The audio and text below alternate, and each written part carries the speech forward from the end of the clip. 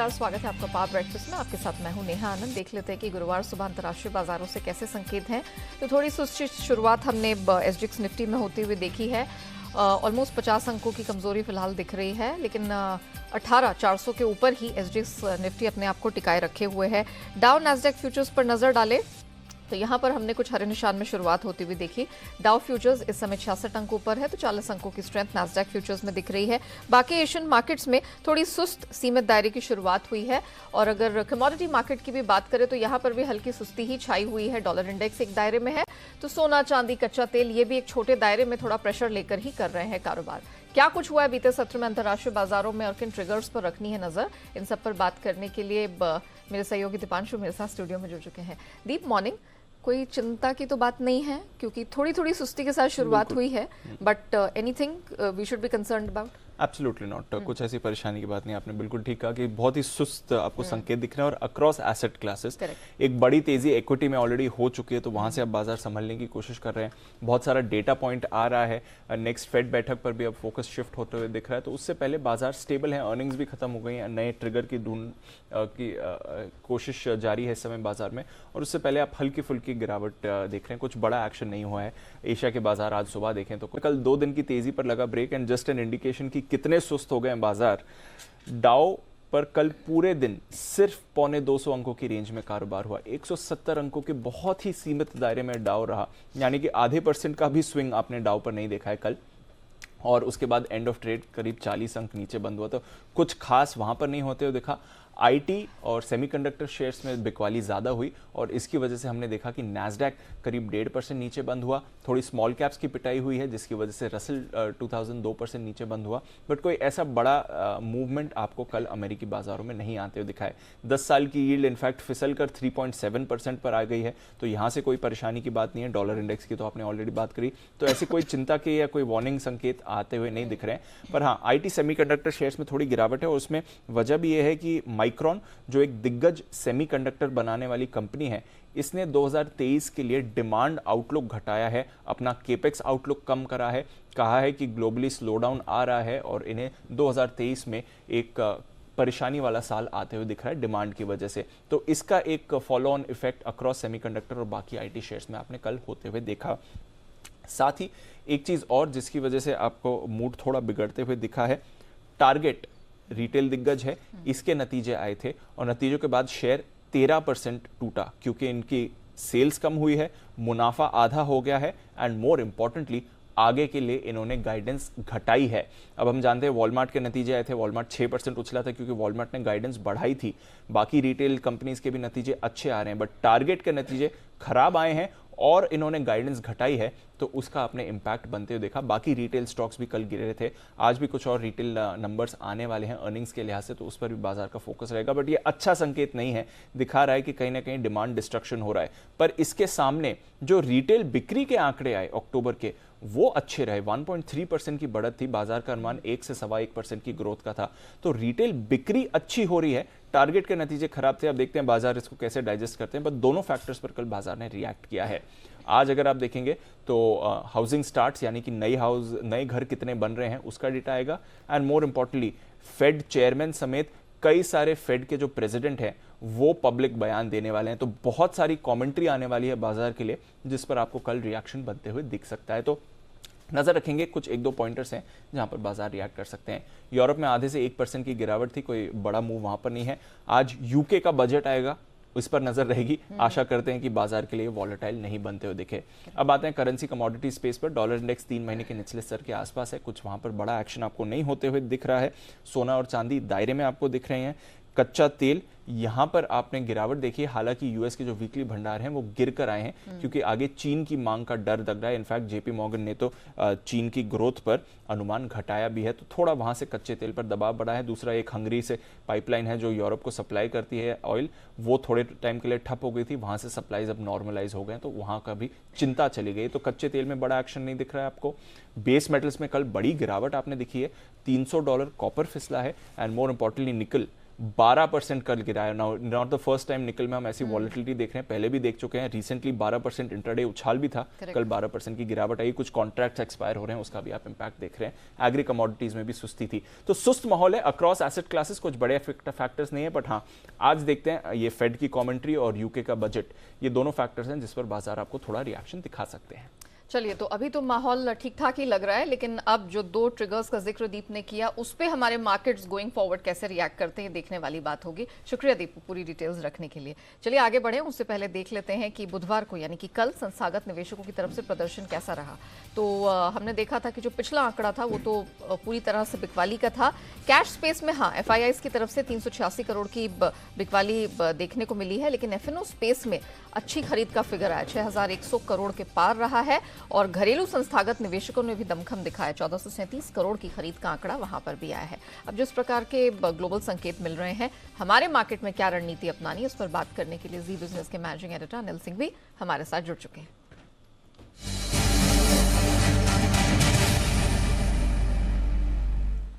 Sir good morning. Sir बताइए, अब आज के लिए आपकी क्या ट्रेडिंग एडवाइस होगी हमारे दर्शकों के लिए, और निफ्टी बैंक निफ्टी के लेवल्स में कोई बदलाव? जी हाँ, गुड मॉर्निंग। यहाँ देखिए संकेत मिले जुले हैं, न बहुत तेजी के हैं तो न बहुत ही गिरावट के, और कच्चा तेल आपका $92 के आसपास है। बॉन्ड स्टेबल है, डॉलर इंडेक्स स्टेबल है, और अमेरिकी बाजार सीमित दायरे में कारोबार करके हल्के नुकसान के साथ बंद है। जितना नुकसान हो उसकी भरपाई करने की कोशिश डाउ फ्यूचर्स कर रहे हैं। तो आई थिंक बहुत ज्यादा ऊपर या नीचे जाने के संकेत है नहीं। भारतीय बाजार लाइफ टाइम हाई के आसपास है। निफ्टी में, बैंक निफ्टी पर आप देख ही सकते हैं कि हम लाइफ टाइम हाई रोज बना ही रहे। सो आई थिंक सीमित दायरे में हम भी ट्रेड करेंगे फर्स्ट हाफ में। सेकंड हाफ में जरूर आज वीकली एक्सपायरी के साथ थोड़ा बहुत एक्शन बढ़ सकता है। जहाँ तक लेवल्स का सवाल है, 18,275, 18,350 ये है वो रेंज जो आपके लिए तुरंत प्रभाव से सपोर्ट का काम करेगी। और ऊपर में 18,450, 18,525 की रेंज भी यहाँ पर जाने की कोशिश बाजार कर सकता है। जहाँ तक बैंक निफ्टी का सवाल है, 42,150, 42,300 आपके लिए तुरंत सपोर्ट का काम करेगी, और ऊपरी हिस्सों पर 42,700, 42,850 तक जाने की कोशिश बैंक निफ्टी की हो सकती है। तो बहुत ज्यादा एक्शन शायद आपको इंडेक्स में ना दिखे, लेकिन फिर ब्रॉडर मार्केट में हल्की फुल्की प्रॉफिट बुकिंग के संकेत आते हैं जिससे, तो वो रहेंगे। बाकी मेरे ख्याल से रेंज बाउंड ट्रेड रहने के आज आप उम्मीद कर सकते हैं। Point taken sir, thank you so much. तो एक रेंज बाउंड ट्रेड दिखेगा, दिक्कत की कोई भी बात नहीं है। अपर बैंड की तरफ आपको मुनाफा वसूल करने का मौका मिलेगा, और वैसे भी हमारे लिए काफी समय से अच्छा समय चल ही रहा है, क्योंकि हम देख रहे हैं हिस्टोरिक हाइस के पास भारतीय शेयर बाजार बैठा हुआ है। लेवल्स मैं रिपीट कर देती हूँ जो सर ने बताए हैं, 18,275, 350 स्ट्रॉन्ग सपोर्ट रेंज है। अपर बैंड 18,525 तक खिंचता हुआ दिखाई दे रहा है। बैंक निफ्टी जिसने एक के बाद एक अच्छे लाइफ हाइस छुए हैं, 42,150 से 300 के पास, अब यहां पर आज की सपोर्ट रेंज बैठती हुई दिख रही है, और ऊपर 42,850 तक का लेवल ये टेस्ट करता हुआ नजर आ सकता है। तो एक रेंज बाउंड ट्रेड वाला दिन है, और इस रेंज को, इस दायरे को फोकस में रख के चलिएगा। आइए अब जान लेते हैं कि खबरों के दम पर किन स्टॉक्स में रहेगा एक्शन। अरमान हमारे साथ जुड़ चुके हैं। अरमान बताइए, आज के महत्वपूर्ण ट्रिगर्स और स्टॉक्स इन न्यूज की लिस्ट आपकी क्या कहती है? जी बिल्कुल, आज SP अपैरल पर आपको ध्यान रखना होगा, क्योंकि जो इनका बायबैक ऑफ शेयर्स है वो बंद होता हुआ दिखेगा। IPO में केन्स टेक्नोलॉजी पर ध्यान रखिएगा, क्योंकि इनका एक IPO है अलॉटमेंट होता हुआ दिखेगा। एक्स डेट है MRF इंटरिम डिविडेंड 3 का। वहीं पेज इंडस्ट्रीज की बात करें, वहां पर इंटरिम डिविडेंड है 70 का। अब खबरों पर आ जाते हैं। सबसे पहले बायबैक की खबर, जो जी बिजनेस की खबर पर मोहर लगती हुई दिखी है कि सेबी ने बायबैक नियमों को बदलने पर कंसल्टेशन पेपर जारी किया है, और कंपनी टेंडर ऑफर के जरिए साल में 2 बार बायबैक की छूट का प्रस्ताव है। इसी के साथ साथ साल में 1 से अधिक बायबैक के लिए स्पेशल रेजोल्यूशन पास करना होगा। ONGC, Reliance, MRPL, Chennai petro पर ध्यान रखिएगा, क्योंकि डीजल पर एक्सपोर्ट जो टैक्स है वो घटाया गया है, 13 रुपए प्रति लीटर से घटाकर 10.5 रुपए प्रति लीटर। वहीं क्रूड ऑयल पर टैक्स जो है वो बढ़ाया गया है, 9,500 से बढ़ाकर 10,200 प्रति टन कर दिया गया है। DLF पर ध्यान रखिएगा, क्योंकि जो धारावी के रीडेवलपमेंट के लिए 3 कंपनियों की जो है बोलियां जो हासिल हुई है, जिसमें अदानी ग्रुप, नमन ग्रुप और DLF जो है वो बोली में शामिल है। पेटीएम पर ध्यान रखना होगा क्योंकि पेटीएम में बड़ी ब्लॉक डील संभव है आज, जिसमें सॉफ्ट बैंक ब्लॉक डील के जरिए लगभग 2.9 करोड़ शेयर्स बेच सकती है और ये जो ब्लॉक डील हो सकती है वो लगभग 555 से 600 के भाव के आसपास जो है ये बेची जा सकती है। टाटा मोटर्स, जिसमें जेएलआर के जो सीईओ हैं उन्होंने इस्तीफा देने का कहा है और ये निजी कारणों के चलते जो है दिया इस्तीफा और ये 31 दिसंबर से अगर आप देखेंगे तो ये इफेक्टिव होने वाला है। ऑरबिंदो फार्मा, जिसमें आंध्रा में यूएस एफडीए ने एक यूनिट की जांच पूरी कर दी है और इसके तहत एपीआई नॉन एंटीबायोटिक प्लांट के लिए EIR इस्टेब्लिशमेंट इंस्पेक्शन रिपोर्ट जो है वो कंपनी को मिलती हुई दिखी है। टिमकन इंडिया, जिसमें गुजरात के भरूच में सिलेंड्रिकल रोलर बेयरिंग बनाने के लिए जो है इनको मैन्युफैक्चरिंग फैसिलिटी का इन्होंने जो सेटअप का ऐलान किया है और इसमें अगर आप कुल खर्चा जो कंपनी को लगने वाला है उसमें 600 करोड़ का जो है जो इसमें टोटल लगने वाला है। इरकॉन इंटरनेशनल, जिसमें कंपनी को एक प्रोजेक्ट के लिए जो बहुती कैनाल का जो प्रोजेक्ट है उसके लिए L1 बीडर घोषित किया है और ये प्रोजेक्ट की कुल कीमत अगर देखी जाए तो वो लगभग 390 करोड़ के आसपास है। और अंत में हिंदुस्तान जिंक पर ध्यान रखिएगा क्योंकि इनका 15.5 शेयर अंतरिम डिविडेंड का ऐलान किया है और कंपनी डिविडेंड पर लगभग 6500 करोड़ के आसपास जो है खर्च करने वाली है। चलिए, तो ये वो खबरें हैं जिनके दम पर इन चुनिंदा स्टॉक्स और सेक्टर्स में आपको एक्शन देखने को मिल सकता है। शुक्रिया अरमान, वो पूरी डिटेल्स रखने के लिए। आइए अब जान लेते हैं आज की ट्रेडिंग कॉल। शुरुआत करेंगे चॉइस ब्रोकिंग के साथ। हैवेल्स कैश स्पेस में खरीद के चलने की सलाह है। यहां पर स्टॉप लॉस रहेगा 1208 का, टारगेट 1280 का मिल जाएगा। अनुराची सिक्योरिटीज ABFRL खरीद के चलने की सलाह है। इस स्ट्रैटेजी में 310 का स्टॉप लॉस लगाएं 335 के टारगेट के लिए। और अंत में सेंट्रम ब्रोकिंग TCS खरीद के चलने की सलाह है। इस स्ट्रैटेजी में 3305 का स्टॉप लॉस लगाना है और टारगेट मिल जाएगा 3420 का। चलिए अब जान लेते हैं कि आज इक्विटी बाजार पर एक्सपर्ट्स की क्या राय बन रही है, किन स्टॉक्स में, इंडाइसेस में आज वो फोकस करके चल रहे हैं। इन सब पर बात करने के लिए ग्लोब कैपिटल मार्केट्स के हिमांशु गुप्ता हमारे साथ जुड़ चुके हैं। हिमांशु जी, मॉर्निंग, बहुत स्वागत है। रिकॉर्ड पे रिकॉर्ड हाई बनने का सिलसिला तो हमारे मार्केट में काफी समय से जारी है। आज के लिए ब्रॉडर मार्केट्स पर क्या राय बन रही है? Very good morning to you Neha ji. देखिए, नो डाउट बाजार की जो अंडरटोन है वो काफी बुलिश है। अगर आप स्पेशली इंडाइसेस को देखें, निफ्टी बैंक दोनों ही बहुत एक अप ट्रेंड में है और मुझे लगता है it's just a matter of time कि निफ्टी भी नया हाई बनाते हुए नजर आए बैंक निफ्टी की तरह।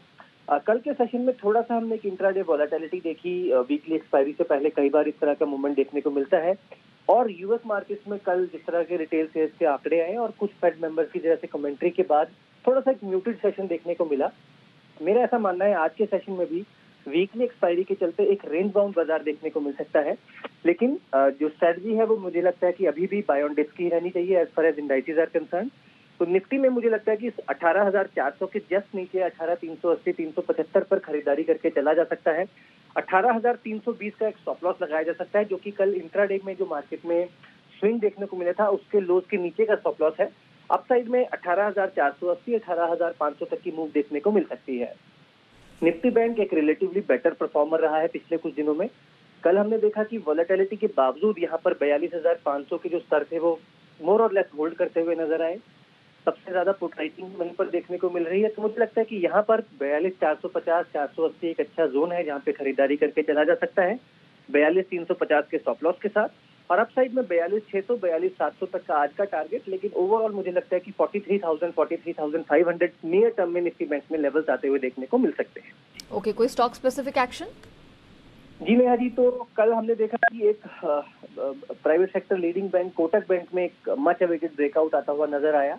यहाँ पर मेरा ऐसा मानना है कि जो ये रैली है ये एक्सटेंड होती हुई नजर आ सकती है, तो कोटक बैंक हम खरीदारी करके चलने की सलाह देंगे 2000 के टारगेट के लिए और 1940 के नीचे का एक स्टॉप लॉस लगाकर यहाँ पर पोजीशन बनाई जा सकती है। चलिए हिमांशु जी, बहुत शुक्रिया आपका हमारे साथ जुड़ने के लिए, बताने के लिए कि इक्विटी स्पेस में कहाँ है कमाई के मौके। अब बात करते हैं कमोडिटी बाजार के और आज की रणनीति हमारे लिए आई है IIFL सिक्योरिटीज के अनुज गुप्ता की तरफ से। सोना और चांदी यहाँ पर हम देख रहे हैं ऊपरी स्तरों से हल्का प्रेशर आया है, लेकिन घरेलू बाजार में खरीदारी करके चलने की सलाह है। दिसंबर वायदा गोल्ड का MCX पर 52,800 के पास खरीद के चले 53,400 के टारगेट के लिए। चांदी में भी खरीदारी की सलाह है। दिसंबर वायदा 61,500 के पास खरीदारी करके चले 63,000 के टारगेट के लिए। कॉपर सिमिलरली कल प्रेशर दिखा है, आज कुछ खरीद बन सकती है। 685 के पास एंट्री करे 695 के अपसाइड टारगेट के लिए। और USD INR बेच के चलने की सलाह है।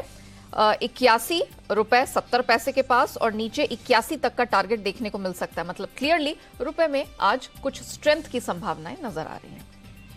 आइए बात करते हैं FIR यानी FII इन्वेस्टमेंट रिपोर्ट्स की।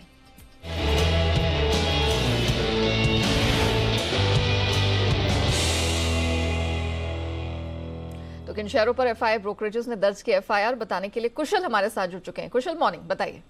मॉर्निंग नेहा। अब तक BFSI और साथ ही फार्मा स्पेस को लेकर ब्रोकरेज हाउसेस की रिपोर्ट्स आते हुए दिखी है। सबसे पहले CLSA की बात करते हैं। HDFC लाइफ पर यहां पर इन्होंने खरीदारी की राय बरकरार रखते हुए 690 रुपए के टारगेट दिए हैं। मौजूदा भाव देखें यहाँ अगर आप तो 528 रुपए का है, तो सिग्निफिकेंट अपसाइड यहां पर भी एक्सपेक्टेड है। इनफैक्ट अगर आप बैंकों पर नजर डालें तो मॉर्गन स्टैनले ने 3 बैंकों पर अपनी रेटिंग जारी की है, जहां पर ICICI बैंक सबसे पहले ओवरहेड रेटिंग बरकरार रखते हुए 1250 रुपए के लक्ष्य देते हुए दिख रहे हैं। करंट प्राइस 914 रुपए का है, तो यहां पर काफी अच्छी अपसाइड पोटेंशियल है। कोटक महिंद्रा बैंक कल के दिन में जो स्टार परफॉर्मर था प्राइवेट बैंकिंग स्पेस का, यहां पर भी मॉर्गन स्टैनले की इक्वल वेट रेटिंग राय आती हुई दिखी है और 2215 रुपए के टारगेट्स यहां पर भी ये देते हुए दिख रहे हैं। 1966 रुपए का करंट मार्केट प्राइस है। जहां तक bank of Baroda PSU banks की बात है, 163 रुपए की मौजूदा प्राइस है, 195 का टारगेट दे रहे हैं। ओवरहेड रेटिंग बरकरार रखते हुए मॉर्गन स्टैनले। गोल्डमैन सैक्स भी इंडसइंड बैंक पर अपनी राय जारी की है। इन्होंने यहां पर खरीदारी की राय तो बरकरार रखी है, पर टारगेट स्लाइटली कट किए हैं।